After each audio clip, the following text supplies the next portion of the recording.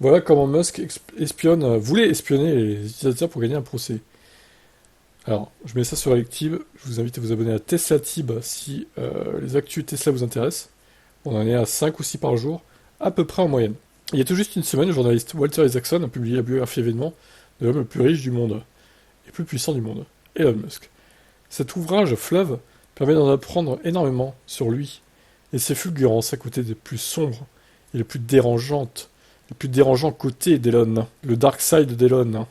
Depuis ce 12 septembre, on peut découvrir en librairie la biographie d'événements d'Elon Musk, signée par le journaliste américain Walter Isaacson.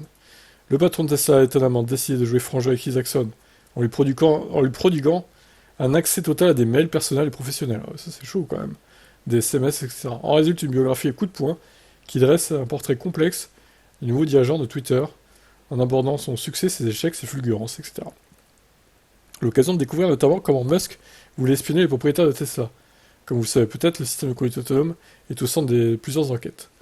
NHTSA, enquête, etc.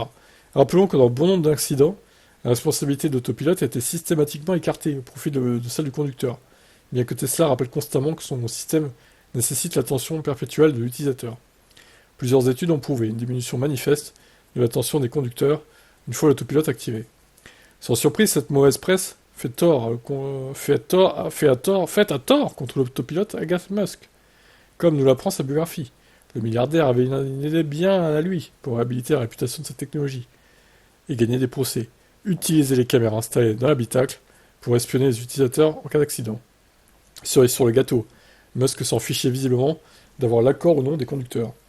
Musk était convaincu que la plupart des accidents étaient dus à de mauvais conducteurs plutôt qu'à de mauvais logiciels.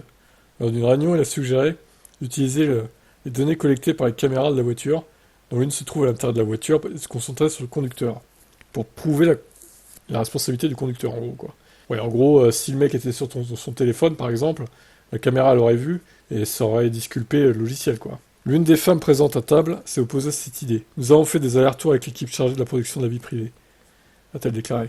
Vient ensuite une déclaration lunaire du milliardaire qui semble découvrir l'existence d'une division dédiée à la protection de la vie privée des utilisateurs. Je ne sais même pas pourquoi, je ne sais même pas qui ils sont. Ils sont si privés qu'on ne sait jamais qui ils sont. Ok, d'accord. Bon, bref, en tout cas, ça s'est pas fait au final parce que ils auraient dépassé les limites, hein. Ils auraient transgressé la loi de toute façon, donc ça pouvait pas se faire. Voilà pour cette actu. Est-ce que ça vous étonne de la part de Musk ou pas? Ciao.